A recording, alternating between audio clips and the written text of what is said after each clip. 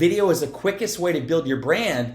Why? Because video, you can see it, you can hear it, and with the right editing and structure and wording, you can draw emotion with somebody. And actually, there's a lot of communication that happens with their hands, with their eyes. It's proven when you can see my eyes, you're more likely to trust me. If I smile, you're more likely to see me as a nicer person. All these different things psychologically where people see that you build more like and trust. And so a brand is building like and trust, but also your brand is what people say about you when you're not around. And so that's why video was so powerful for me. And that's why my life is preaching it. Like I'm preaching, hey, if you want to be successful in your business, you need to use video.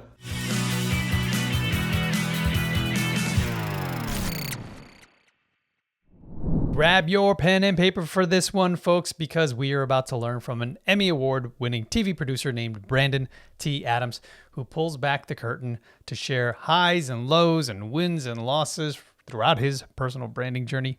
We're talking about making and losing millions of dollars throughout the years, all the sacrifices that he had to make, and all the strategies that he implemented to become the well-known video guy within his space. Also note and shout out to him for being the one to introduce me to Kevin Harrington, who has been a major player in his life and a mentor to Brandon. Go watch that first episode with Kevin Harrington, the original shark from Shark Tank. That link in the show notes, episode 1 of Be Your Brand. So for all you entrepreneurs and you content creators that are looking to build a stronger personal brand, this is the guy you want to learn from. A ton of value and insights from Brandon throughout this episode. So if you're new to this channel, this show exists to inspire mission-driven entrepreneurs and to help you develop your brands so that you can deliver your messages with power and with purpose and, of course, with clarity. So let's get into this episode with Brandon T. Adams. So folks, if you haven't already heard about Brandon T. Adams, Brandon is an Emmy Award-winning TV producer and co-founder of Rise and Record. And we're going to get into Rise and Record and that whole event that's coming up in October. I'm really excited about what you're building, brother. So let's get into it, man. Yeah, let's do it. Do it. So first off, you look way different than you looked in Sandlot. Dude, you did your research. Oh. I should have timed it. You were drinking. I was like, oh, I'm going to get a spit take. Oh, I missed it. Oh. But yeah, brother, I love it, man. And I know what the T stands for. You're going to have to look it up or maybe wait till the end of this episode.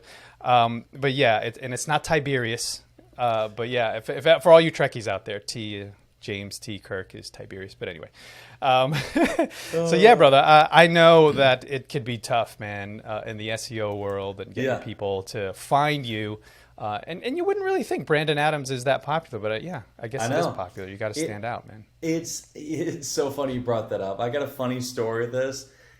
So I go by Brandon T. Adams, and this is a whole branding thing too. You think about when people search your name. 2015, I did this change. And it was weird at first. People were like, why do you use your middle initial? And I would introduce myself on Brandon T. Adams. And now everybody knows me for Brandon T. Adams, or my close friends call me BTA. But that was a transition because there's a famous poker player out there named Brandon Adams. But also there's an actor named Brandon Adams. And so I needed to stand out. There's only one other Brandon T. Adams I know of out there. And it's like, very unknown, like nobody knows about him but me. And so I started using the Brandon T. Adams, even on podcast notes, everything. I'm very particular on it. I'll tell them to put the T, because if you search, and it took me 4 years to get the handle Brandon T. Adams. I got it 3 years ago. I actually got it while I was on my honeymoon. I'll never forget. A guy got it for me as a gift. And so all my handles, when you search, Facebook, Instagram, LinkedIn, is Brandon T. Adams, Twitter. And so that's one thing, dominating that space. And the fun story is I was with my buddies, bachelor party, golfing. And I'm golfing and I get a voicemail and I listen to it. And I'm like, where is this going? And this guy started off right. He's like, what's up, Brandon T. Adams? Or maybe he said Brandon Adams, I don't know. But he said, I love what you did with the movie Think and Grow Rich: The Legacy. And you're in it, and so he was right. I'm in the film, and I helped produce it, and we made it a very successful film. And then he said, We love you in Sandlot. And by the way, I love Sandlot. Sandlot is the best movie growing up. So I'm like, oh man, I'll take that. And I thought to myself, I started laughing. And I called him back. It was weeks later. And I said, just so you know, for one, and nothing, like, I'm white. The other Brandon Adams is black. I'm white. And I am, like, way younger than that. Like, I think he's in his 40s, maybe 50. That was a long time ago. Wrong guy. And so people online, there was actually, I don't think it's there anymore. Maybe you found this, Eric. When you search for a while, listed for my TV show, because something was wrong, they listed Brandon Adams, the Sandlot actor, as me for my own TV show. There's Kevin Harrington from Shark Tank, Samantha Rosie, my wife, and then Brandon Adams, and it shows this other guy. And if you know me, it's like, who is this guy playing as the host? So, long story short, that's why I did Brandon T. Adams. And it's actually proven, by the way, when you say your full name, people see you as somebody and they're more likely to remember you. You look at like Samuel L. Jackson, people that say their full name. So what is your thing that you do with your naming and your branding that people will remember you by? But also in the world we live in, if they're going to Google you, what are they going to search? And that will determine what comes up. Because if you search Brandon Adams, by now you'll probably find stuff on me. But if you search Brandon T. Adams, I'm 10 pages deep.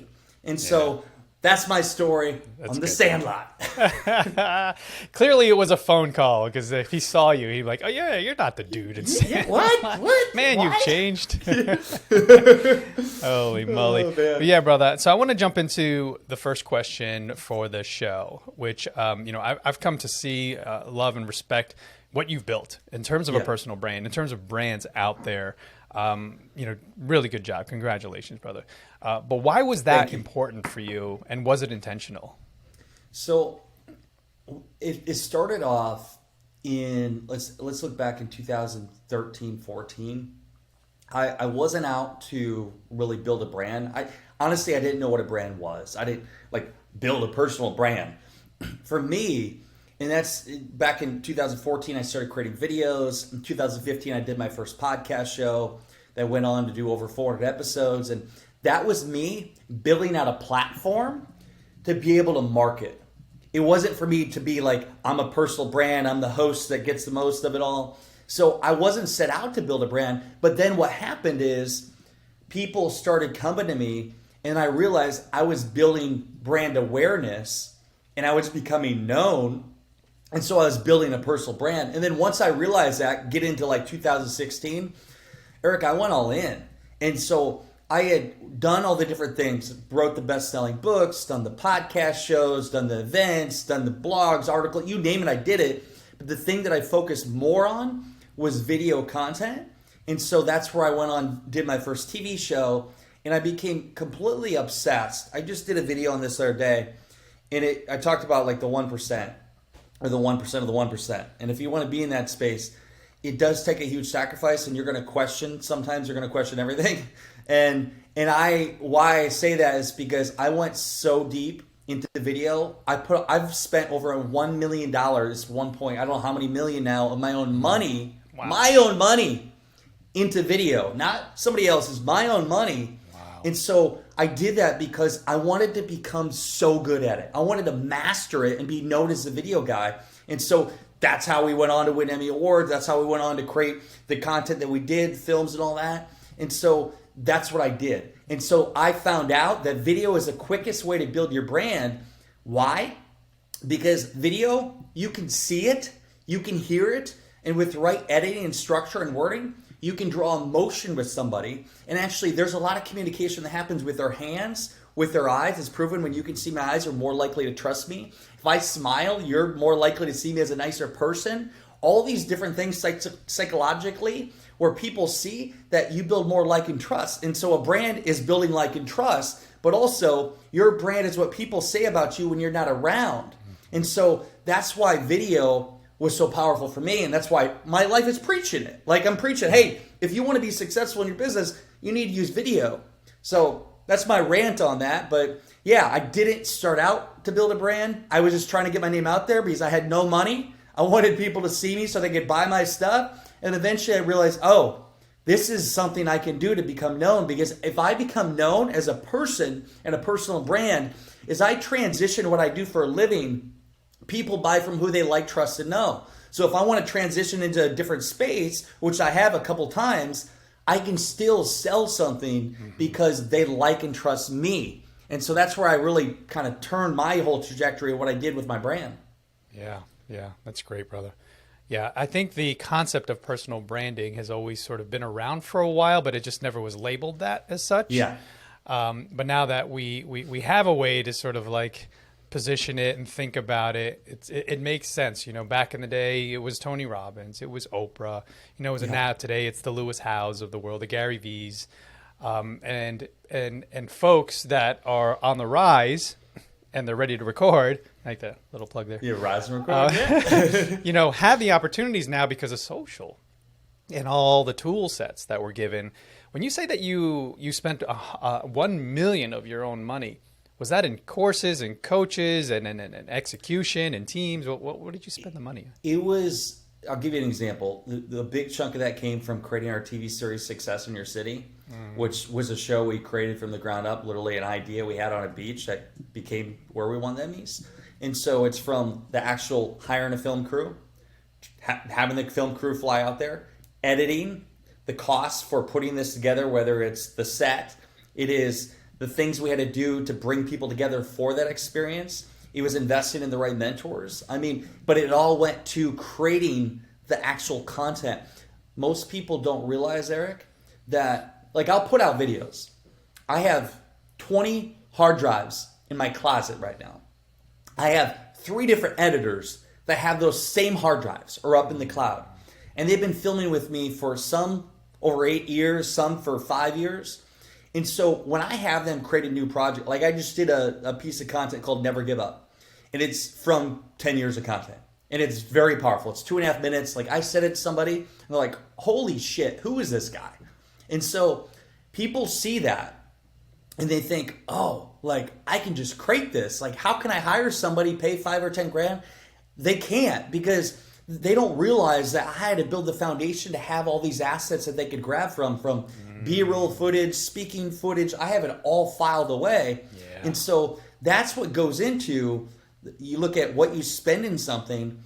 I have all these things I've spent money on over the years, from doing so many different shoots, so many different events. I always captured it all. Even the stuff with my phone that I would download and put into files to give to my editors, which I'm actually preparing for my next documentary I'm doing. And so that is the power of the branding side. I've been able to do stuff. I put the foundation in place. I invested $1 million.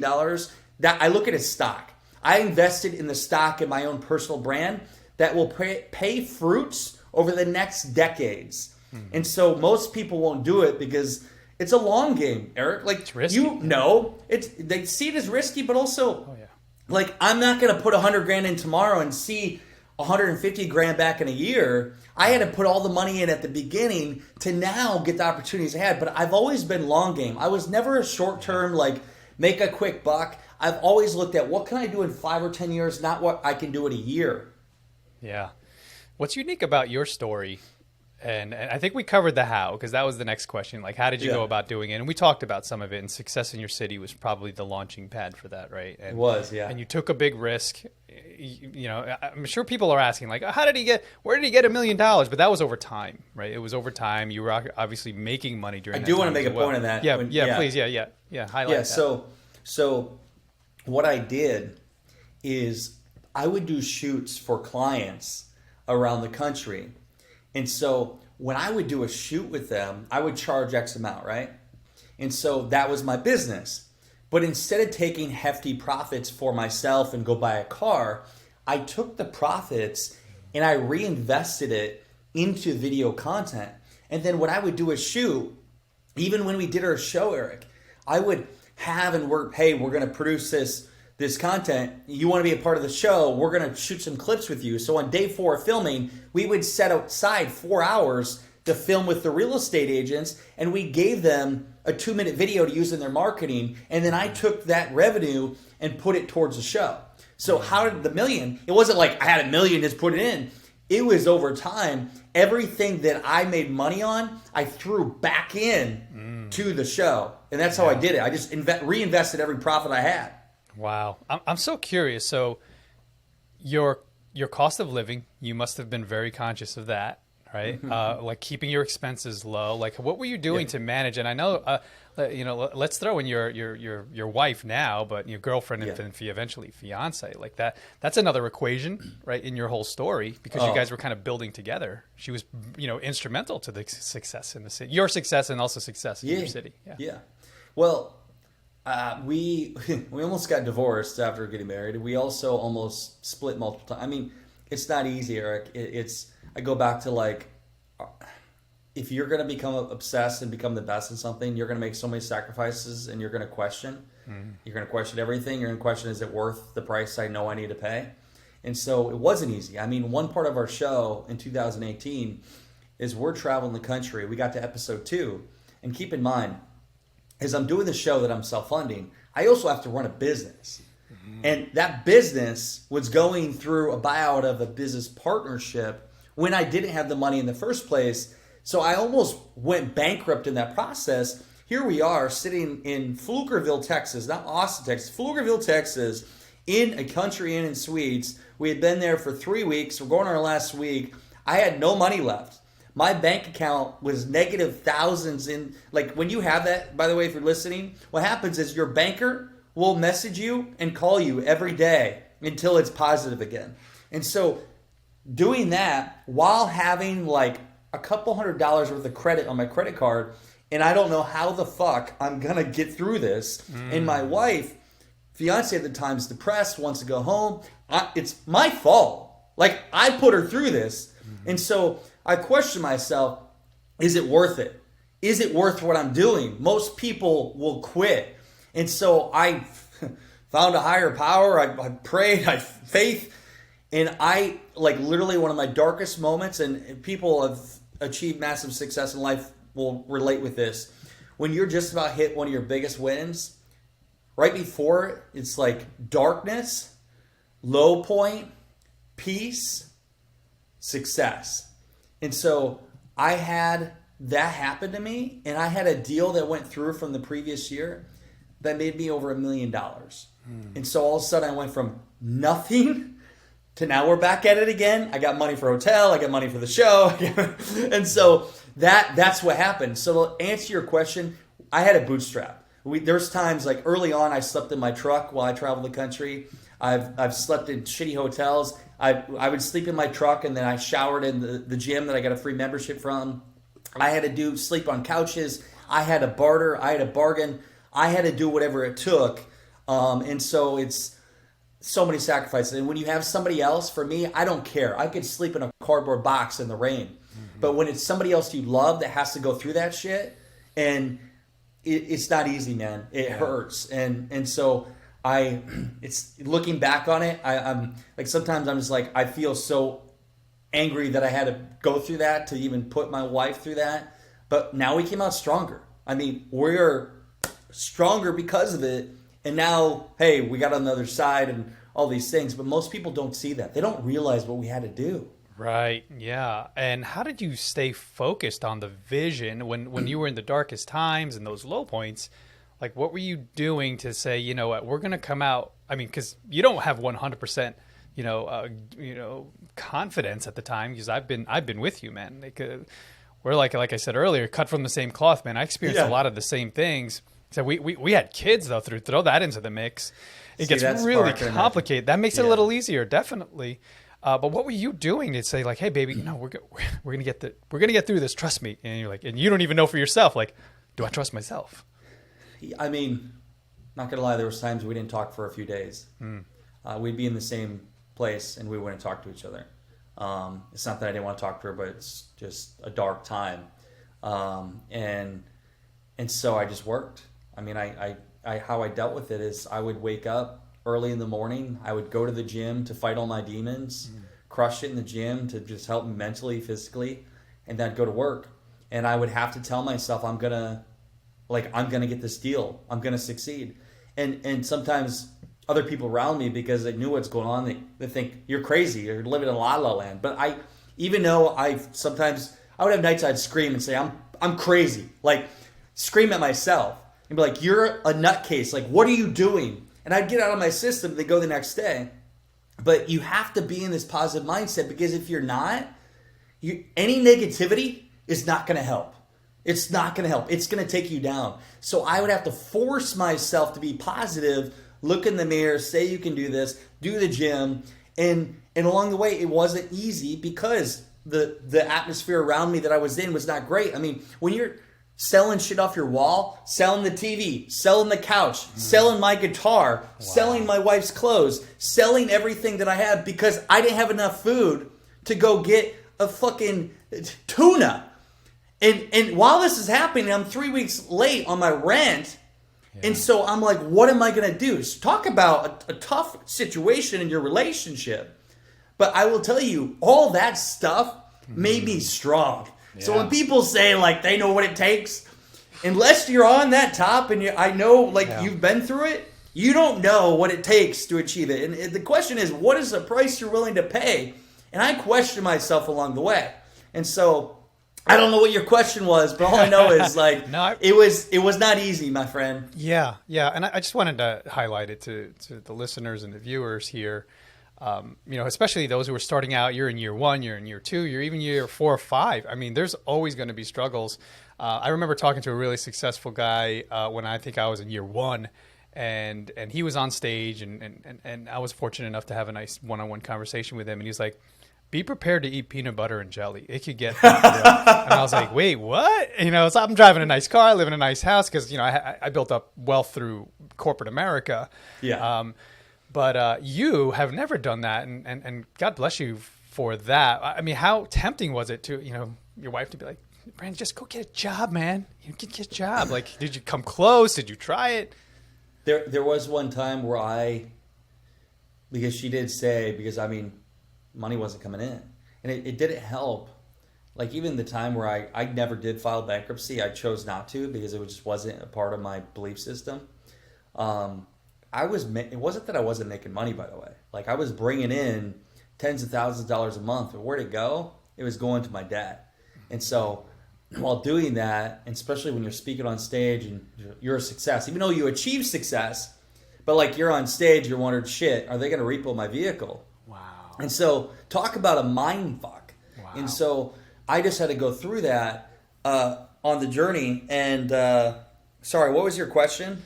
Yeah, it was just like, how did you keep persevering and not just quit and go get a job? So my wife did say, okay, maybe you should get a job. I called a guy up, a friend of mine, and he lived in corporate America. And if you're in corporate America and you're working with somebody, like, bringing in $250,000 a year is a lot in let's say corporate America. And so for me, the thought of that was like the worst feeling. Oh, I'm going to go and make $250,000. Like, that crushed me. I can't make tens of millions. Yeah. And so I did the call with him, and I remember him, I was living in Minneapolis at the time, and he said, I think you'd be great at this, and you could do sales and this. And I just, like, wow. I was thinking to myself, why would I want to sell for somebody else when I could sell for me? Yeah. And so part of me thought about doing it while still doing my endeavors. But I told myself, I'm like, if I do that, I'm going to get sucked into this corporate world that I'm saying no to all this stuff I work for. So I didn't do it. And then I made a pivot. And eventually things came for me. Honestly, COVID saved me. That sounds really bad in a way. Like, what happened with COVID is shut everything down. And I didn't do any speaking anymore, everything. I had to reinvent myself, which forced me to figure out a way to build wealth in a whole new way, and I did. And so sometimes our obstacles are blessings in disguise for us, and that was the closest I became to doing throw it all in and become the corporate guy. Yeah, I hear you, and good thing you didn't, man, because we wouldn't be here talking now, and we wouldn't be. I'm glad I did it. Eventually heading to your event in October. So during the times when you were at the gym and potentially you and your fiance at the time weren't speaking. I imagine you also had people in your corner. Like, keeping you positive, lifting you up when you're down. Who are some of the biggest influences like in your life during those times and now? And like, who is like a personal brand or some brand that you look up to and admire? Yeah. One of the big, Kevin Harrington. He was, man, that guy gave me a lot. He was there when a lot of people weren't. I remember doing this event, and he showed up, and he said, "I'm worried about you, man." And he told me stories of how he almost went bankrupt and obstacles and everything. And to see somebody of that stature, don't know him, he created the infomercial Shark Tank, taking 22 companies over 100 million. The guy's very successful. And like to have somebody like that believed in me, knew that he saw something in me that others didn't, and made me realize that I have what it takes. I do. I just have to figure it out. And I have somebody like him who's helping me along the way. And so that was huge for me. And it's really like the reason I moved to Florida is because I live down the street from him. It's like being around somebody like that has given me the mindset, the growth, and ability to build a brand at a very exponential rate that most people can't, because I'm taking somebody that has achieved so much and directly learning in its co-brand association that's allowed me to grow my wealth, my mindset, my success in different areas. So I straight up say Kevin Harrington. I mean, my wife helped me through a lot of things. My mentor, Kevin Harrington. I have a few other ones I could list, but like he was the biggest one that really helped me through the dark times. Yeah, that's so important, man. And what a Jedi Master to have in your corner, huh? I mean, yeah, love Kevin definitely. and everything that he's built and done for the world. So, but just any mentor that's doing what you want to do or just has a wealth of knowledge that they can share, man, it's so critical to have in your life. And that could be one of your parents, or it could be an uncle or an aunt or something. But yeah, I'm glad you brought him up. So brother, as I was looking up your stuff and watching your content and appreciating what you've created, your focus of your business, I'm going to put it in a nutshell for you, and you correct me or add or remove whatever I say. But you're a big proponent of video, right? Huge proponent of video. You understand, and I understand that is the future. That is the future for everyone who's trying to build anything in business, not just a brand. But I'm talking like if you have a business, you got to be putting video out there in some format. Even if you're in corporate too. Exactly. Yeah. You got to put your face out there. This is your logo. But then also another thing that you add on to, which I love, dude. I love this because this is what I do too, is storytelling. Yep. You can couple a video with masterful storytelling that evokes emotion and pulls out on the heartstrings.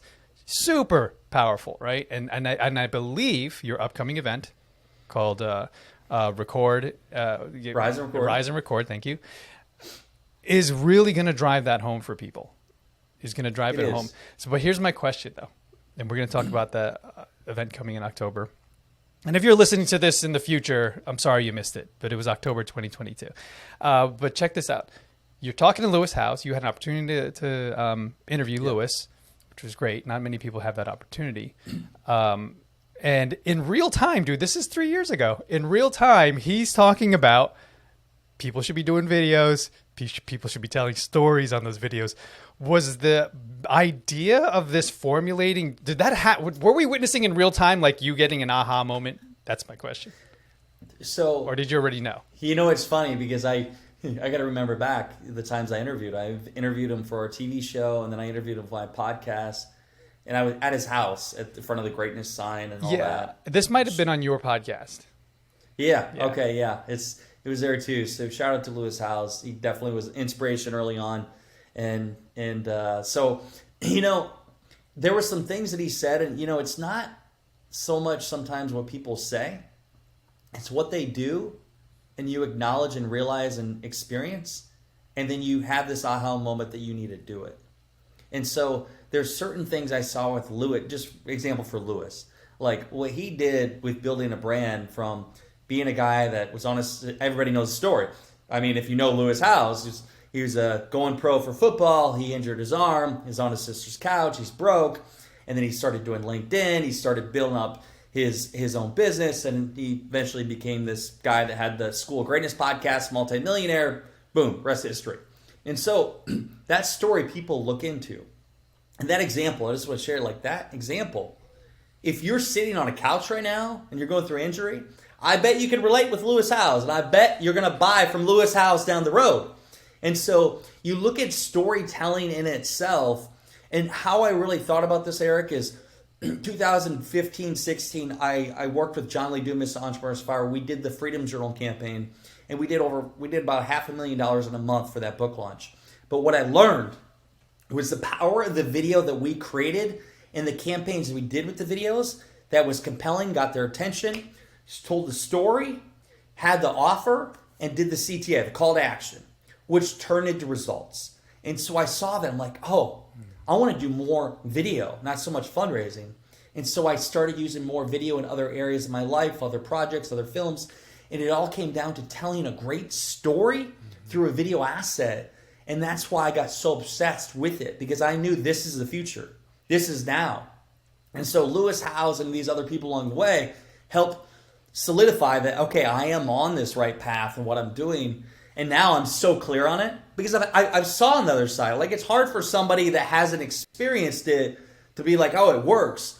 But after everything I've done, from closing 7-figure deals from it, 6-7-figure deals, winning the Emmys, getting the opportunities, meeting some of the most influential people in the world from video, I'm living proof it works. And then when I show other people and it works for them, I'm like, this does work. And so, yeah. I modeled what you said. I mean, you did it way better than I did. You had the resources, the teams, and just hyper intelligence and focus on video, because it's a beast. Like when you want to wield video in this day and age, it's no longer film, which I'm sure was a beast back then, but now it's just terabytes and terabytes of content. And like you said, you were telling me earlier, you had like 40 or 50 hard drives in your closet. Crazy. Of just, that's your history. I think it was about 4 or 5, probably even 6 years ago, Gary Vee used to constantly say, document your journey. It doesn't say it as much now. He's all about TikTok. But it's like, document your journey, document your journey, document your journey. And I was like, maybe I should document my journey. And like you, I was using my phone. I was using cameras. I was trying to, whenever there seemed an opportune moment that I could go, I should capture this, right? So can you talk about, like, I'm getting a little bit into the tactics because the strategy totally makes sense.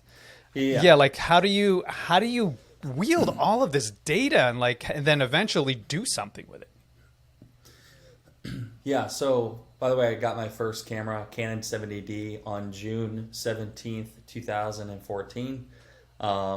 And my wife and I started recording our journey, and I shared the ups and downs. I have content from that time. Wow. And I always share the journey because people bought it. I mean, there's people that followed me since then. And so some of those people that weren't in a position to work with me, they are now. And to really get down the grid of it, so content, like I create most of my content on my phone because I didn't always have the money to invest in the videographers and all that. And so for me, what is the content I'm going to create? That's the biggest thing for people listening. Like, what am I going to put out there? Who you are, what you do, and how you help people. Who you are as a person, this is your personal brand. Like, who are you? Are you a family person? You have some kids? Where are you from? I'm from Iowa. I've literally had people buy from me just because they could relate that I'm from Iowa. Grew up in the ice business, and this, all the things I did. So who are you as a person? What do you do? So are you a real estate agent? Do you sell homes? Well, if you do, share that on camera. Do you do video? Do you do podcasting? You say what you do. And then you say specifically how you help people through your programs, your events, your services, your agency, whatever it is. And so when you consistently do that through your videos, over time, people see that. They're more likely to direct message you. They're more likely to go to your website. They opt into your site. They see you on the street. For that, people are like, oh, hey, I saw your videos. And so that's one thing. But to document it, so for me, by the way, one setting on your Instagram stories or stories, you can put that any story that you do automatically saves to your camera roll. I have 56 or 57,000 items in my camera roll from photos and videos. What I do is the ones along the way that are really good content, I will favorite and heart. Mm-hmm. So I'm always posting that, but I repurpose the content over time. Like recently, I've been sharing more stuff from 7-8 years ago. And so I will go in those archives, and sometimes based on what it is, I will save it and I'll share it to a drive. Or my phone is my life, because like if I'm creating something, I will go back. Somebody, we're doing a production, they say, hey, we need this. I'll be like, oh, 2018, the location, I'll send it to them. And so document everything you can on your phone, save it on your phone, favorite the stuff that's very valuable that you think you can use 1, 2, 3 years from now or even next month. And you're building out this archive of content that you can repurpose. I have enough content right now, I could stop creating video. Oh, I'm not going to do that, but I could stop. And I could post every day for the next freaking 5 years because I built up that content. So simply just start with your phone, start creating content, post it, don't rewatch it, just get that shit out there. And then just as you keep doing more, getting the reps in, you're eventually going to get better. You're eventually going to be able to articulate your story and message better. And the more you put the reps in, the better you communicate your message, which means it's flawlessly going to come out and people are going to really understand who you are, what you do, how you help people, and they're going to hire you. Yeah. Killer, dude. I know that we get on into the show and my other shows on a very strategic sort of high level thing. People are always like, give me some tactics, give me some advice. How do I just implement this stuff? But then also a piece of that, because then I'll get a little bit meta here, is like the confidence too, man. Like how do you build the confidence to turn it on? Because a lot of people get in their own heads. They're like, what do people think of me? That is a good point. So first, it's not about you. It's about the people you're helping. Like I look at it, I take it very seriously. Like I look at like if I don't create this video today, somebody might lose their life because for one, they're not inspired and they may take their own life. Or two, like they need my help from my services. And if they don't get it, their life is gonna live mediocre. And so I think of it that way. And so thinking of it's not about me, it's about the people I'm helping. It just takes one view to change somebody's life and also change your life. I think of that mentality and I get over myself. And sometimes when you get excited, so here's a couple just real quick tactics. So like if you're nervous or you're like, you feel the energy about to create a video, jump up and down, go like this, hold your breath for like 15 seconds, and do that like 5 times. I do this before I take the stage too. And you're letting that all excitement energy out, and then hit it. Record, and don't stop talking. Here's another thing. People are like, oh shit, or oh, I stopped. Just keep talking. And if you make a mistake, sometimes people just point it out and they keep going. Like there's sometimes I'll create a video and I'll spit, and I'll be like, oh, I just spit, but I'm going to keep going. And I just post it. So just get it out there, post it, and you can get better over time. And it's not about you, because no, if you put that content out there, you're doing more by posting videos than 95% of the population, because most people will never post the videos. They'll never create the videos. So you're ahead of the competition, which is building your brand. And as the internet connects with more people, what's happening is your content you created is exponentially growing. I'll give you a quick example. By the way, Eric, we got more time. I know we got to cut off, but I can keep going here with you. So here's an example. My wife, this is so crazy. My wife comes in, caught me off guard. I'm on the couch doing some work, and we joke with each other sometimes. She's recording, and when I do paste my hair, I forget my ring sometimes, so I take it off. That's the only time I take it off. That and in the gym. And she comes in, she's joking. She's like, "What are you doing without my ring? You're going to work without the ring?" And joking. And I work from home, and so she had music on and everything. 2.5 weeks ago, she posted this. It's going on almost 4 million views. And the funny part is, like, there's people commenting, cheater, I bet he's on this app, and then, oh, like, they're good people, and my wife, it's crazy.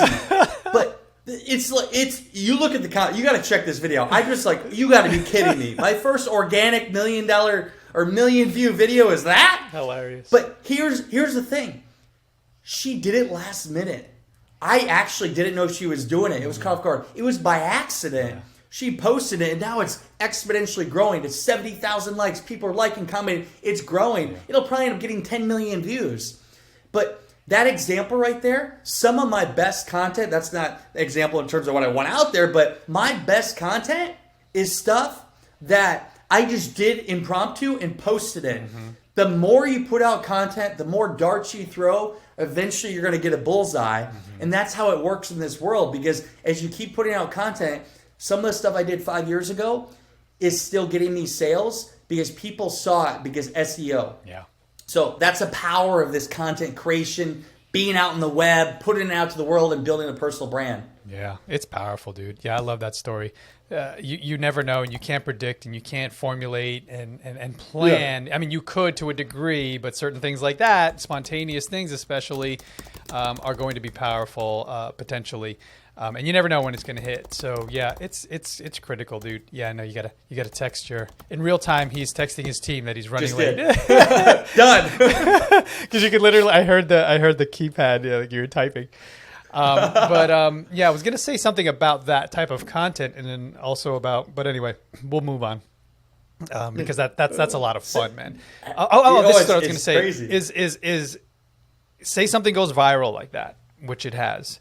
And it's not necessarily aligned with the brand or didn't have a message in it. It's okay, because what you're doing is creating awareness for yourself. What you're doing is letting people know that you even exist, and the people that aren't creating content. And this is the thing, dude, for you and I, because we have clients who have businesses. And if you are a business owner and you don't have content out there in some form or fashion, whether it's a podcast or video podcast or doing everything that you guys create, it's like, man, you are going to be drastically left behind and irrelevant in the years to come. You are. It's real estate. You're acquiring real estate of your digital footprint.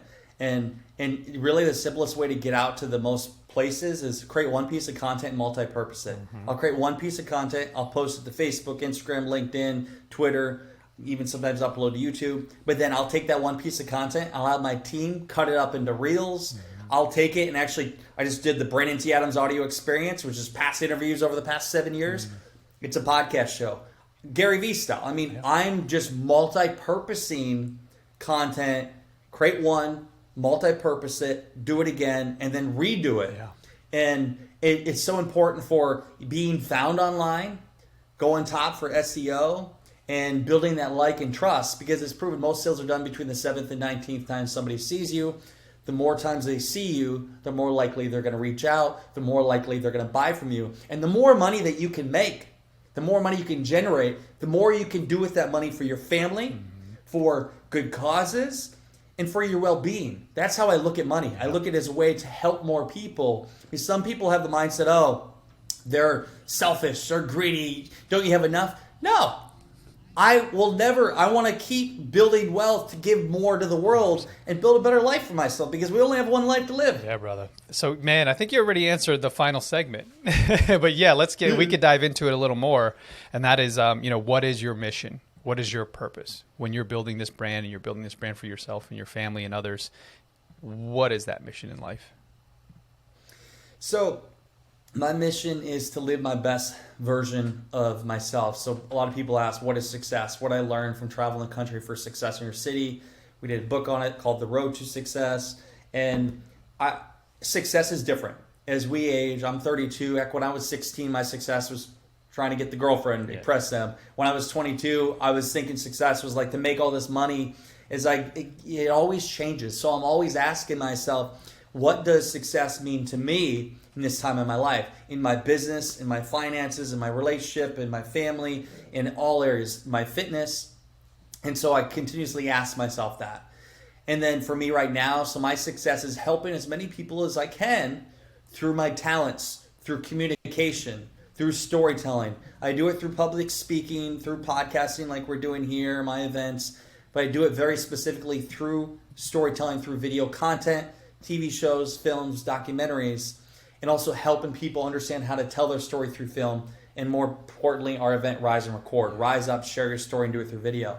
And so I just go all in on that. How can I be the best me? How can I be so committed that I'm going to be so successful to help so many people and make so much money that I can help more people? And along the way, not letting that get to my head, where I can still be a good husband, a great husband, and still be great with my family, and not let my fitness get in out of whack. So that's success to me right now. I live a day at a time. I always look into the future. But every day when I wake up, hey, how can I be the best me? As if my life was going to end tomorrow. I know that sounds cliche, but when you see somebody lose their life, you realize, wow, everything they had or was going to have is gone. And for me, I want to be able to look back at my life if I died tomorrow and I did everything I could. That's what motivates me. That's why I'm up early and always in it. And that's my answer to your question. Brother. You're an inspiration, man. And, Thank you. You're creating ripples and you're affecting lives and change. And you're doing that also in your upcoming event. You want to tell the folks at home a little bit about Rise and Record, October 19th? Yeah, thank you, man. It's Rise and Record. I'd love to have you, Eric, but I don't want your wife mad at me for doing it on her birthday. I'd have to take her, or we'll get the crowd to sing. Give me the opportunity. You would have to take her, otherwise you can't get a ticket. But no, Rise and Record, it's Nashville, Tennessee, October 19th through the 21st. People can go to riseandrecord.com. Really excited. I mean, we really, what are you going to get from the event? We're going to show you how to rise up and share your story and share it specifically through videos. We got John Lee Dumas, Entrepreneurs on Fire, who shares stories on podcasting. I got Kevin Harrington from Shark Tank there. If you're a music person, if you ever heard of the band Florida Georgia Line, we have Brian Kelly, who's from that band, who's going to be performing. I'm interviewing him. We have great speakers. We have music. We have connections, relationships. It's all happening in Nashville, Tennessee. And my events, Eric, for me, it's about just bringing community together, having fun, and making experiences. And so if you want to have a great experience, you want to learn how to make more money, come to Rise and Record. That's my pitch on it. But I really believe from what I just shared with all of you, I've literally, everything I put into my heart and soul in my shows and films and give it all, Rise and Record is encompassing all that to show what it really does for people. Well, I hope you enjoyed this episode of Be Your Brand. If you were inspired or you learned something new today, please give us a like or a thumbs up and subscribe to this channel.